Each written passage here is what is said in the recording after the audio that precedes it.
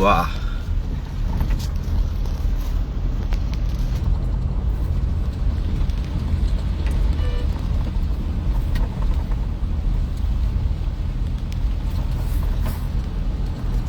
નમસ્કાર મિત્રો, હું આપનો રાજુ કરબડા। આજે આપણે ખરેખર લગભગ છેલ્લા 5 કિલોમીટરથી ખૂબ મજાનો રોડ જોયો એટલે થયું લાવો લાઈવ થઈએ।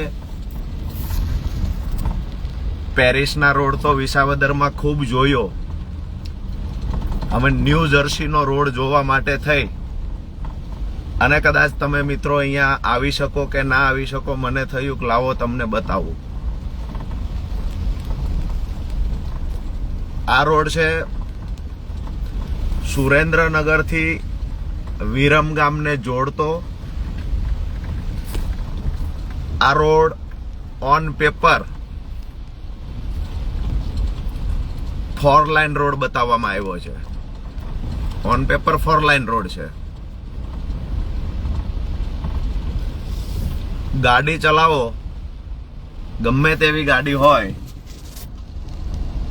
એ 20ની સ્પીડ કરતા વધારે ના ચાલી શકે। એકદમ તૂટેલો, ખાબડ ખુબડ,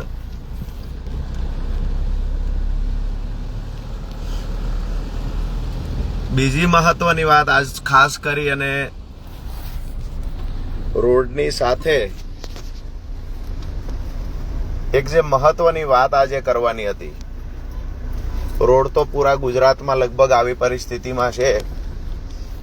રાજકોટથી અમદાવાદ 6 લાઇન ચાલુ કર્યો, રોડ પૂરો થાય પહેલા સામે તૂટવાનું ચાલુ થઈ ગયું।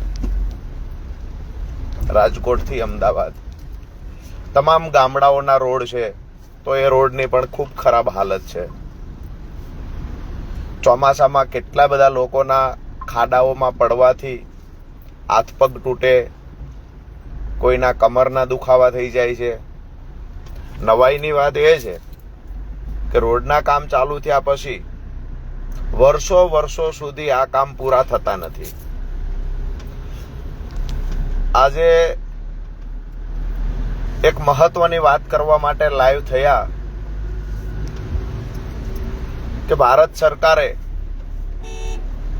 ખેડૂતોનો કપાસ જ્યારે ઓક્ટોબર મહિનામાં ખેડૂતોનો કપાસ બજારમાં આવે એ જ સમયે સાથે મારી વાત સાંભળતા સરસ મજાનો રોડ પણ જુઓ। હાલ મોદી સાહેબ અમદાવાદ નિકોલ આવી રહ્યા છે, ત્યાં રોડ તો બની રહ્યો છે, પણ વિરમગામ અને સુરેન્દ્રનગરની જનતા જે સુરેન્દ્રનગર જિલ્લાને રાજકોટથી આવતા લોકોને વિરમગામ બાજુથી અમદાવાદ જવા માટે જે રોડ જોડતો છે એની આ હાલત છે। જે 4 લાઇન રોડ છે, સ્ટેટ હાઈવે છે, એની આ હાલત છે। મુદ્દાની વાત મિત્રો એ છે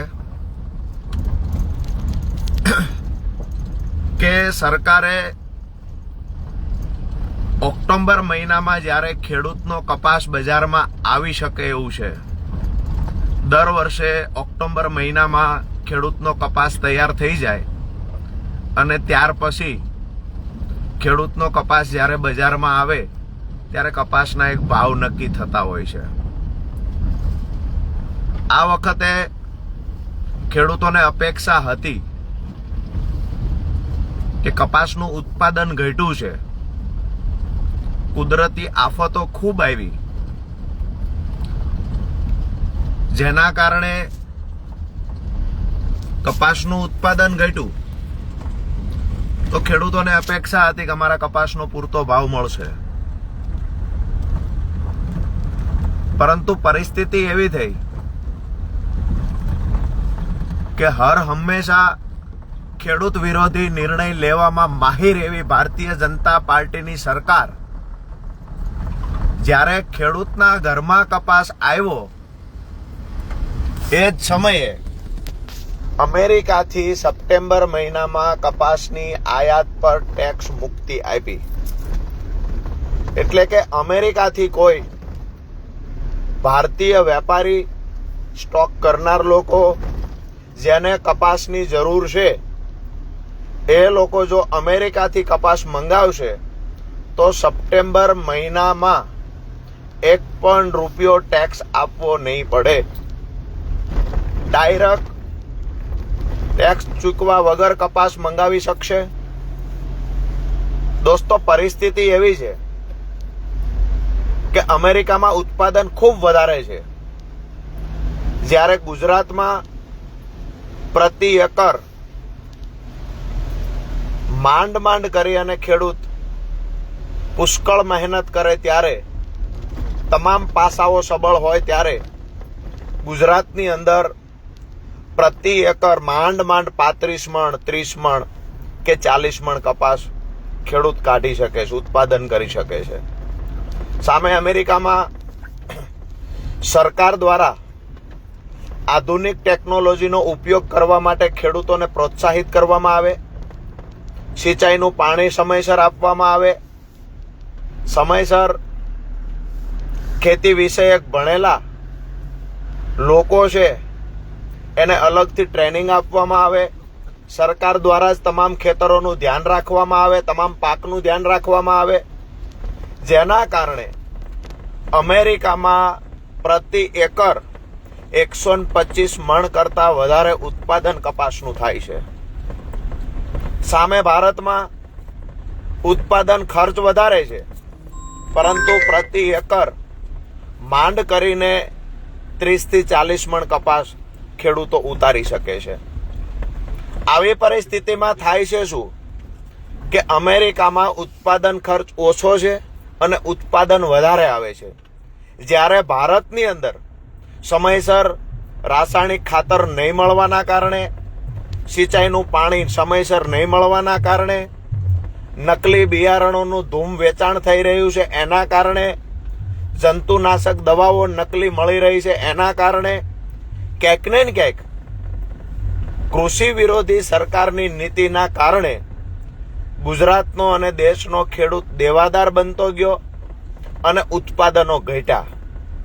આજની પરિસ્થિતિ એવી છે કે ઉત્પાદન ઘટ્યું છે, સામે ભાવ મળવો જોઈએ, તો સરકારે આ સમયે જે નિર્ણય લીધો કે ઓક્ટોબર મહિનામાં ખેડૂત જ્યારે કપાસ વેચવા જાય છે એની પહેલા દેશના જે વેપારીને, જે સ્ટોક કરનાર વેપારી હોય, જીનિંગ મિલવાળા લોકો છે, એ લોકોને જો કપાસ જોઈતો હોય તો અમેરિકાથી સસ્તો કપાસ મળી રહે આવી વ્યવસ્થા સરકારે કરી આપી છે. આની પહેલા પણ ઘણી બધી જણસમાં આવું થયું છે. જ્યારે ખેડૂતના ઘરે કપાસ આવે અથવા અન્ય જણસ આવે ત્યારે જ સરકાર બહારથી આયાત કરવાની છૂટછાટ આપે છે. મતલબ સાફ છે, ભારતીય જનતા પાર્ટી ઈચ્છે છે કે ગુજરાતના અને દેશના ખેડૂતોને પૂરતો ભાવ ન મળવો જોઈએ.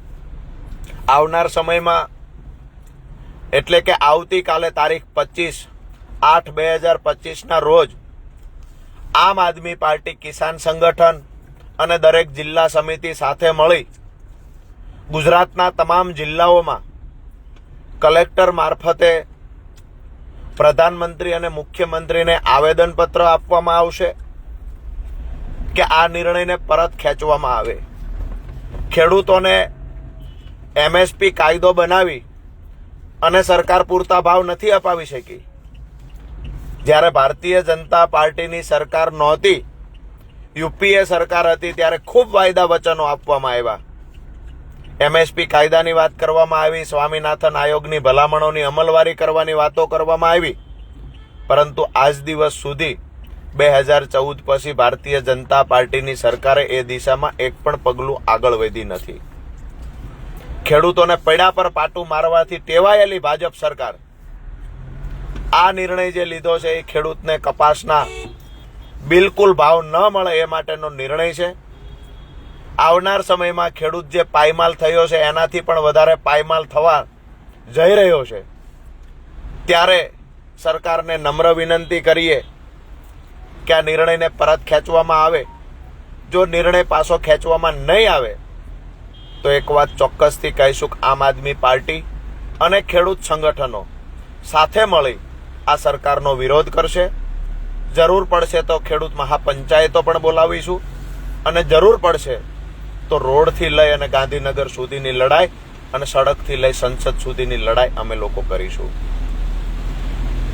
આપ તમામ મિત્રોને વિનંતી છે કે આવતીકાલે સોમવાર 25/8/2025 આમ આદમી પાર્ટી દરેક જિલ્લા મથકે આ કાર્યક્રમ કરવા જઈ રહી છે. ત્યારે એક ખેડૂતના દીકરા હોવાના નાતે દરેક જિલ્લા મથકે એટલે કે દરેક જિલ્લાની કલેક્ટર કચેરી ખાતે 10 વાગે આપ સૌને વિનંતી કરું છું કે આ લડાઈમાં જોડાવા માટે.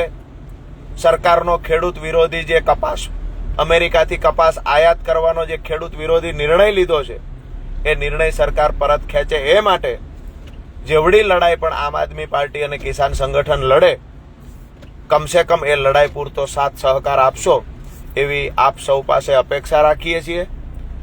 આવનાર સમય એટલે કે ખેડૂતો, યુવાનો, ખેતમજૂરો જે ખરેખર આ સરકારથી પીડાય છે એના માટે લડવાનો સમય છે. દરેક મુદ્દા ઉઠાવીશું, દરેક મુદ્દે લડીશું અને સરકારનું ખરેખર જ્યારે અહંકાર કે તાનાશાહીથી અહંકાર ભર્યા નિર્ણય જ્યારે સરકાર લઈ અમેરિકાના દબાવમાં આવી અને દેશના ખેડૂતોને બરબાદ કરવાનું કૃત્ય જો ભાજપ સરકાર કરતી હોય તો આપણા સૌની નૈતિક જવાબદારી બને કે સરકારની સામે અવાજ ઉઠાવવો, મોરચો માંડવો. અને આવનાર સમયમાં તમામ ખેડૂત ભાઈઓને વિનંતી કરીએ છીએ, જે લોકો અમારા લાઈવમાં જોડાયા છે એને વિનંતી કરીએ, લાઈવ પૂરું થયા પછી જે લોકો આ વાત સાંભળતા હશે એને પણ વિનંતી કરીએ છીએ કે આવનાર સમયમાં આ જે નિર્ણય સરકારે લીધો છે કપાસની આયાત મુદ્દે અને આવનાર સમયમાં જે કૃષિ વિરોધી નિર્ણય સરકાર લેવા જઈ રહી છે એ તમામ મુદ્દે વિરોધ પ્રદર્શનો કરવા અને જરૂર પડશે તો મહા આંદોલન કરવાની તૈયારી આમ આદમી પાર્ટી કરી રાખી છે. આપ સૌને વિનંતી કરીએ છીએ કે આપણા બાળકોના ભવિષ્ય માટે, ખેડૂતોને બચાવવા માટે, ખેતી બચાવવા માટે, ગામડા બચાવવા માટે આરપારની લડાઈના તૈયારી કરી રાખજો. આવનાર સમયમાં ખેડૂતોના તમામ મુદ્દાઓને લઈ અને ખરેખર એક નૈતિક જવાબદારીના ભાગરૂપે આમ આદમી પાર્ટી મજબૂતાઈથી લડશે. આપ સૌ લાઈવમાં જોડાયા છો, આપ સૌનો હૃદયથી આભાર. મેં શરૂઆતમાં જ જે રોડ બતાવ્યો એ રોડ એટલે કે ગુજરાતના તમામ રસ્તાઓમાં અનહદ ખાડાઓ પડેલા છે. લોકોના વાહન તૂટે છે, હાડકાં તૂટે છે, કમર તૂટે છે, પરંતુ સરકારના પેટનું પાણી હલતું નથી. બીજી બાજુ ગામડાઓને ભાંગવા માટે થઈ, ખેડૂતોને તોડવા માટે થઈ, ખેડૂતોને ખેતીની જમીન વેચી દેવા મજબૂર કરવાના પ્રયત્ન ભાજપ દ્વારા જ્યારે થઈ રહ્યા છે ત્યારે ખેડૂત અને ખેત મજૂરોની સંખ્યા ગુજરાતમાં જ્યારે 70% કરતાં વધારે છે ત્યારે આવો સૌ ખેડૂત ખેત મજૂરોને વિનંતી કરીએ, તમામ યુવાનોને વિનંતી કરીએ, એક જૂથ બની અને આપણા અસ્તિત્વની લડાઈ લડીએ. આપ સૌનો ખૂબ ખૂબ હૃદયપૂર્વક આભાર. ભારત માતા કી જય. સૌ મિત્રોને જય કિસાન.